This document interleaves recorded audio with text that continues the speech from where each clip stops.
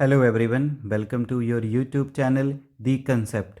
चलिए आज बात करते हैं इंडियन आर्मी के ऐसे जनरल के बारे में जिनके सामने पाकिस्तान के 93,000 सैनिकों ने सरेंडर कर दिया था, आत्मसमर्पण कर दिया था।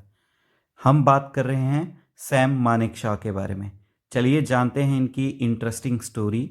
क्या आखिर इन्होंने भारत के लिए किस तरह से सेवाएं प्रदान की और कैसे इनका जीवन रहा। हम बात कर रहे हैं फील्ड मार्शल सैम मानेकशॉ के बारे में। नो डाउट वो भारत के सबसे बड़े आर्मी के जनरल के तौर पे इन्होंने काम किया है। इनका जन्म 3 अप्रैल 1914 में हुआ था। आर्मी चीफ के तौर पे इन्होंने भारतीय आर्मी की तरफ से एक बहुत ही बड़ी विजय हासिल की थी 1971 के इंडो पाकिस्तान वॉर में। इंडियन आर्मी को लीड किया था सैम मानेकशॉ ने 1971 के पाकिस्तान और इंडिया के वॉर में, जिसमें भारत ने विजय हासिल की थी। इन्होंने इंडियन आर्मी के लिए 40 साल तक सेवाएं प्रदान की। चलिए जानते हैं इनकी इंटरेस्टिंग स्टोरी और इनकी अचीवमेंट्स के बारे में। हिज अर्ली लाइफ, जीवन के शुरुआती दिन। इनका जन्म 3 अप्रैल 1914 में हुआ था। इनकी पैदाइश एक पारसी परिवार से है। इनका पूरा नाम था Sam Hormusji Framji Jamshedji Manekshaw, but इन्हें हम जानते हैं सैम मानेकशॉ के नाम से। इनके जीवन के शुरुआती दिन हुए थे अमृतसर, पंजाब में।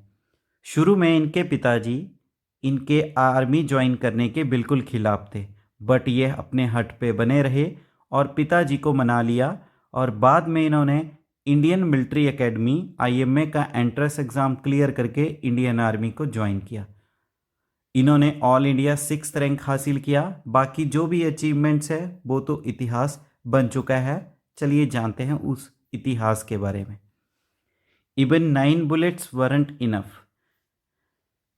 1942 में ब्रिटिश इंडियन आर्मी की तरफ से कैप्टन के तौर पे इनकी पोस्टिंग हुई बर्मा में। ये ब्रिटिश आर्मी की तरफ से वर्ल्ड वॉर 2 में लड़ रहे थे, तो जापान की आर्मी की तरफ से 9 बुलेट्स इनको डायरेक्टली हिट कर गई पेट में। एक सर्जन जब इनको ऑपरेट कर रहे थे तो उन्होंने पूछा, सैम व्हाट हैड हैपेंड, क्या हुआ था तुम्हें? तो मानेकशॉ का जवाब था, ऐसे लगा किसी गधे ने मेरे पेट में लात मार दी हो।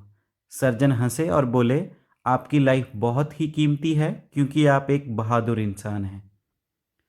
लव फॉर गोरखा राइफल्स, बहुत ही ज़्यादा प्रेम था गोरखा राइफल्स के प्रति। 8 गोरखा राइफल्स के सैनिकों ने इन्हें एक निक नाम दिया था, बहादुर। इंडिपेंडेंस के बाद इनको गोरखा राइफल्स का हेड बनाया गया 1947 के बाद, और इन्हें सैम बहादुर के नाम से जाना जाना शुरू हुआ। ये गोरखा राइफल्स के स्किल्स और बहादुरी से बहुत ही ज़्यादा इम्प्रेस थे, इसीलिए उन्होंने एक स्टेटमेंट दी थी गोरखा राइफल्स के लिए। इनकी स्टेटमेंट थी, अगर कोई सैनिक मौत से नहीं डरता है या तो फिर वो झूठ बोल रहा है या फिर वो गोरखा है। बहुत ही ज़्यादा प्रेम था इनका गोरखा राइफल्स के प्रति। When he offered to resign, एक समय ऐसा भी आया इनके जीवन में, इन्होंने भारत के प्रधानमंत्री के सामने रेजिग्नेशन करने तक का ऑफर दे दिया था। बात हो रही है 1971 की।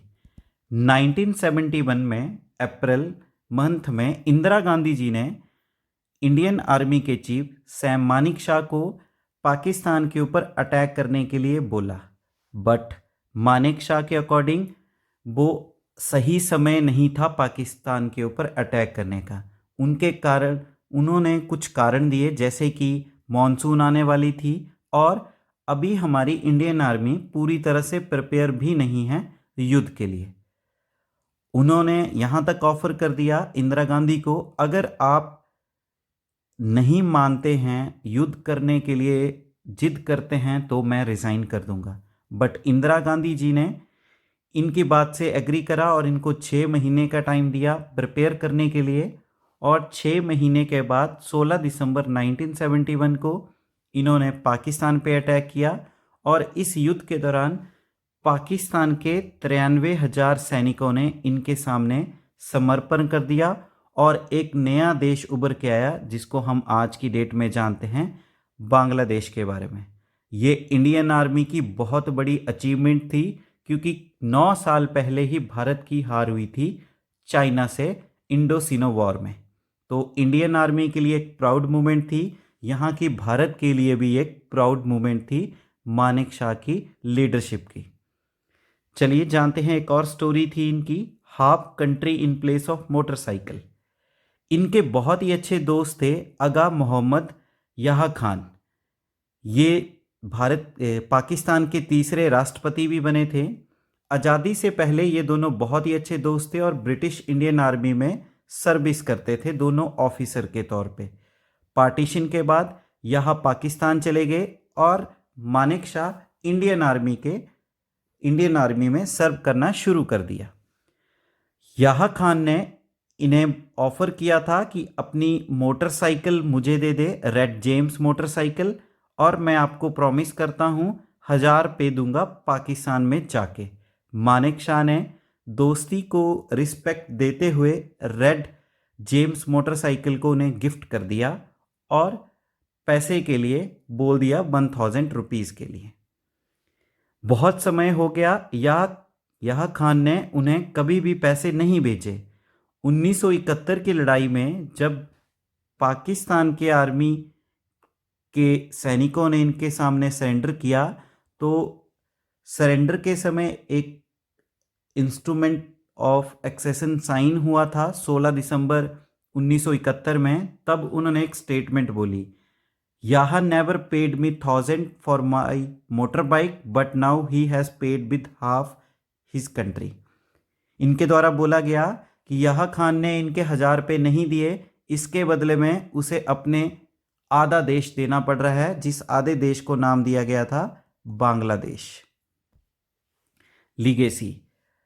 सैम मानेकशॉ पहले इंडियन आर्मी के ऑफिसर्स हैं जो फील्ड मार्शल यानी कि 5 स्टार रैंक पे प्रमोट हुए थे। ये इंडियन आर्मी के पहले जनरल बने थे जो फील्ड मार्शल बने थे।